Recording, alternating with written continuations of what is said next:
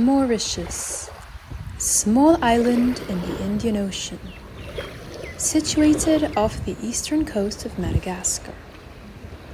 The closest mainland lies 2,000 kilometers away. It was first discovered by the Portuguese in the early 16th century.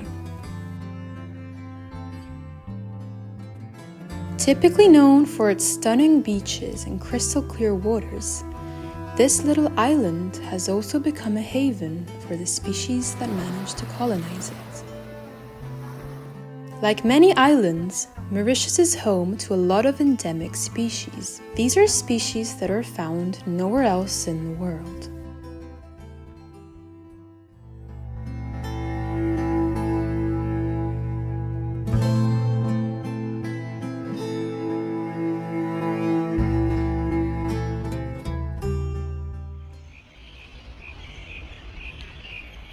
Due to the absence of predators in island ecosystems, species evolve without anti-predator defenses.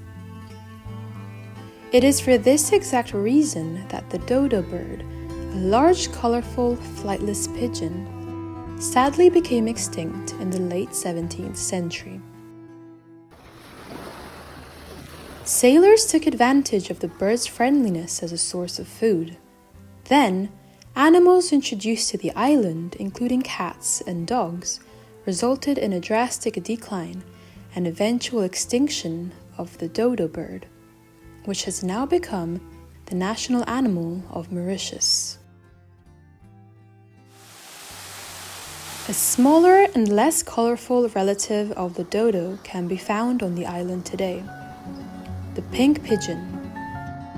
Endemic to Mauritius, this species came dangerously close to extinction in the 1980s, when due to habitat loss, only 10 individuals remained. Only 2% of Mauritius's native forests remain, with much of the island's natural forest cleared to make way for sugarcane plantations. This crop was introduced by the Dutch in the 1600s, and it quickly became the island's primary source of income. As the industry expanded, vast areas of forest were sacrificed to accommodate the growing plantations.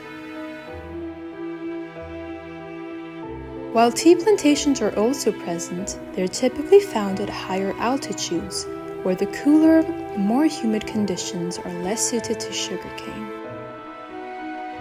occupying only a fraction of land in comparison. Thanks to conservation efforts, the pink pigeon has made a remarkable comeback. From the brink of extinction, numbers began increasing when captive bred birds were released back into the wild. One of these release sites is located in the Black River Gorges National Park, where feeding stations for the pigeons are still present. Today, over 560 individuals live freely on the island. As of 2018, the species was listed as vulnerable on the IUCN Red List. While the population is no longer declining, species may face future challenges brought on by a limited genetic pool.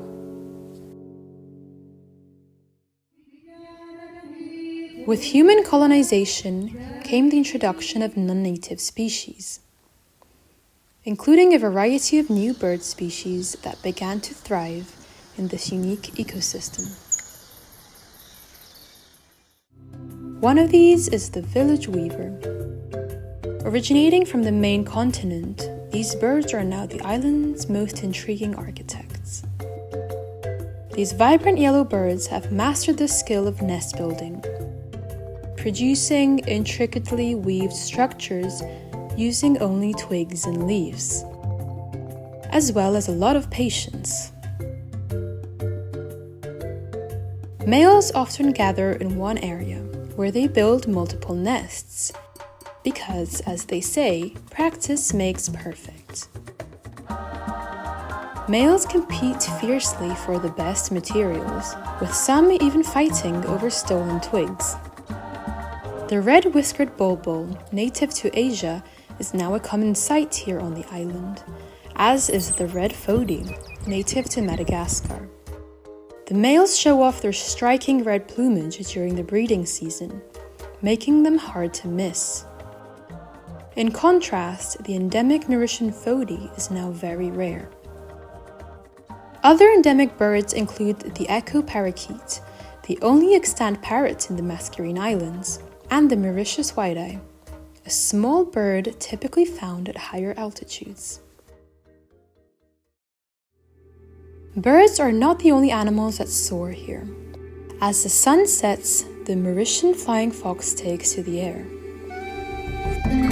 With wingspans reaching up to 80 centimeters, these endemic mammals dominate the twilight skies, casting a shadow over everything beneath them.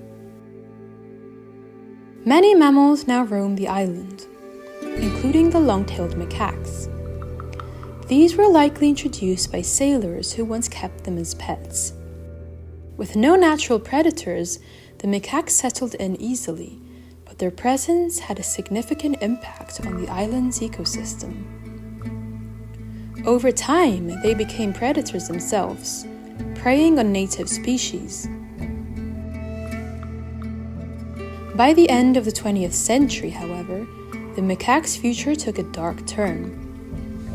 A breeding station was established on the island with a single purpose: exportation for laboratory testing. It is estimated that around 10,000 long-tailed macaques are shipped from Mauritius every year. While they still roam the island, their fate remains tied to a much larger global industry.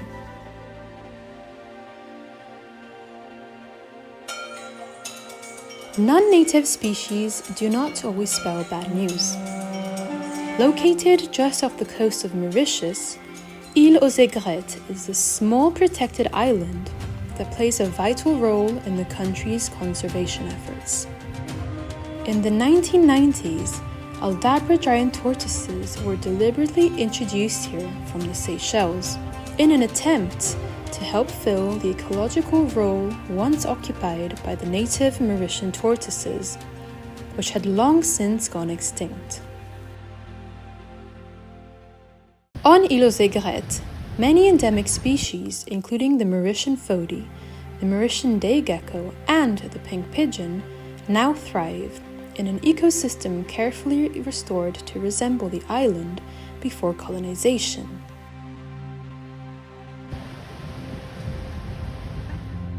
The tropical waters that surround the island are just as rich in life as the land itself. Colorful coral reefs stretch along the island's perimeter, forming a vibrant marine ecosystem. Blue Bay is the island's largest marine reserve. It provides a safe haven for fish, offering both protection and breeding grounds.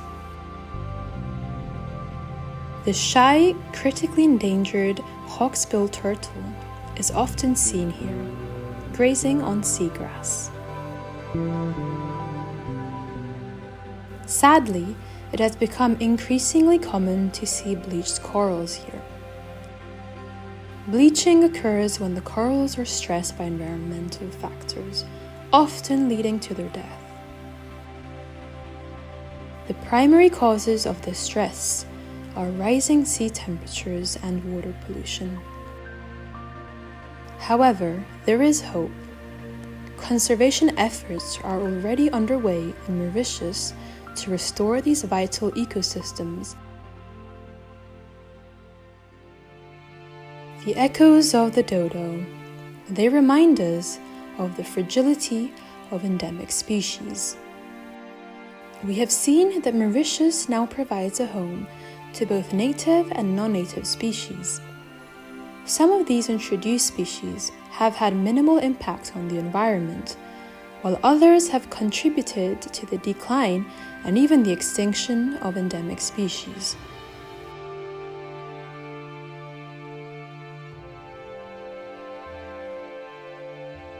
Nature also seems to be remarkably patient, showing an incredible ability to recover when given the opportunity.